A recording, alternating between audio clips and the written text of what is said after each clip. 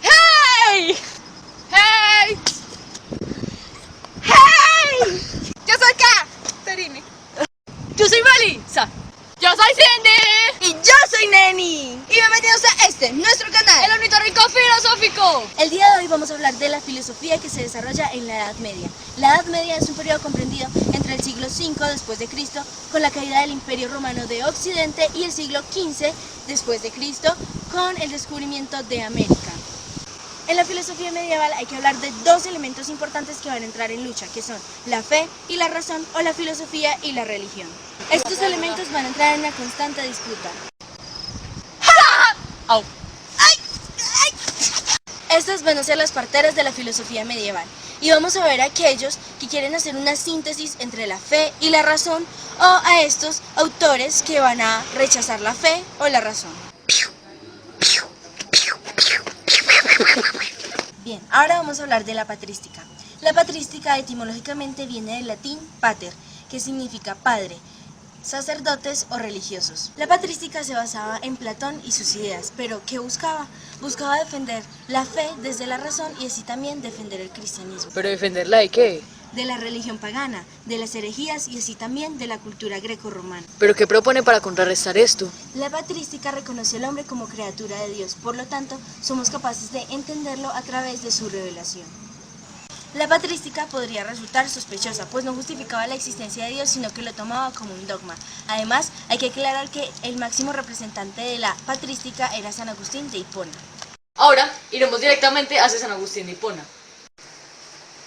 ¡Agustín! Fue un hombre que antes de convertirse al cristianismo pasó por muchas religiones y muchas corrientes filosóficas. Su principal pregunta era el porqué del mal. Pasó por los maniqueos, por los escépticos, hasta llegar al cristianismo, donde se basó en el neoplatonismo para comprender su fe, adaptando así ideas como el dualismo.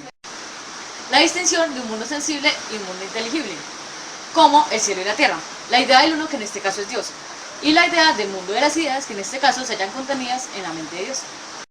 Yo soy el ser supremo y tengo la idea de tortuga en mi cabeza. Agustín considera que Dios es supremo, incorruptible, está en todas las cosas.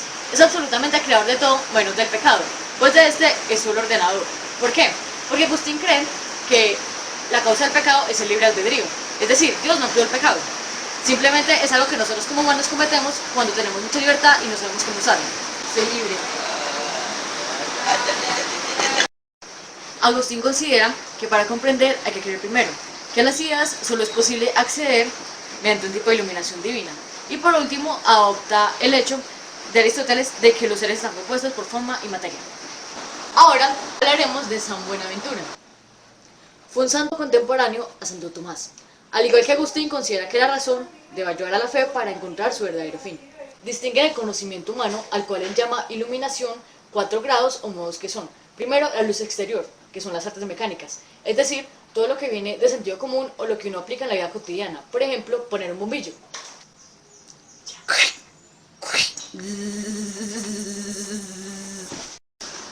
La luz inferior, o sea, lo que se refiere o constituye al conocimiento sensitivo, es decir, todo lo que adquirimos a través del conocimiento de los sentidos. ¿Cómo sabemos que el agua moja? Porque lo sentimos. La causa interior o el conocimiento filosófico, es decir, el conocimiento racional. Se llama interior ya que investiga las causas ocultas e interiores de las cosas. Y por último encontramos la luz superior, o sea, la luz de la gracia sobrenatural y de la Sagrada Escritura. Ahora vamos a hablar de San Alberto Magno. Este fue el maestro de Santo Tomás. También considera que la fe debe ir ligada a la razón y unificar el pensamiento de Aristóteles con el cristiano. Por último, considera determinantemente que Dios creó el mundo de la nada. La escolástica se refiere a todo aquello que se enseña en la escuela y hace referencia a los maestros que daban clase en la universidad medieval. En el siglo XII se abren las escuelas monarcales y con el surgimiento de la ciudad, la universidad, el conocimiento aristotélico y las órdenes mendigantes dieron esplendor a la escolástica. Ahora vamos a hablar de la decadencia de la escolástica. En esta se marcaron dos movimientos. Por un lado se encuentra la mística, que es la parte de la teología que trata de la unión del ser humano con Dios. Y por otro lado encontramos el nominalismo, que está basado en el conocimiento por la experiencia. Roger Bacon, este monje franciscano nació en 1212 y murió en 1248. Este presenta dos formas de conocer. Por un lado tenemos la argumentación y por otro lado la experiencia, que puede ser interna con la iluminación y externa por los sentidos. Duns Scoto, este nació en 1266 y murió en 1308. Pensaba que lo que es cierto ante los ojos de la fe solo es probable ante los ojos de la razón. Dice que la filosofía no trata de temas metafísicos, sino de la voluntad de Dios. Bien, ahora vamos a hablar de las órdenes mendicantes. ¿Y eso qué es? Es un tipo de orden religioso católico caracterizado por vivir de la limosna de los demás. Las órdenes mendicantes surgieron en la Edad Media hacia el siglo VIII, los cuales son la Orden de los Franciscanos y la Orden de los Dominicos. Los franciscanos se originaron a comienzos del siglo VIII y en la época de San Francisco de Asís, cuando se dio la pugna entre los ideales de pobreza evangélico y la institucionalización de los movimientos franciscanos. Los dominicos son una orden mendicante de la Iglesia Católica fundada por Domingo de Guzmán. La orden dominica se destacó en el campo de la teología y la doctrina de Tomás de Aquino. Bien, ahora vamos a hablar de Tomás de Aquino. Nació el 7 de marzo de 1274 y murió en 1225. Fue un teólogo y filósofo católico perteneciente a la Orden de los Predicadores. Santo Tomás compartía varios pensamientos con Aristóteles. Además, consideraba que el ser y el uno eran la misma cosa. También decía que el mal por ser corrupción no existe, por lo tanto no hay un ente malo. Ahora vamos a hablar de Ahora vamos a hablar de San Buenaventura.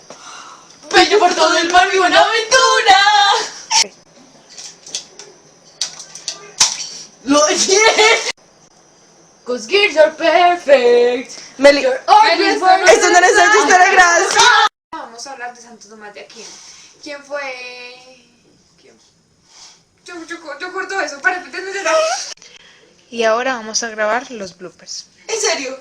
¿No? ¡Bloopers! ¡No, bloopers!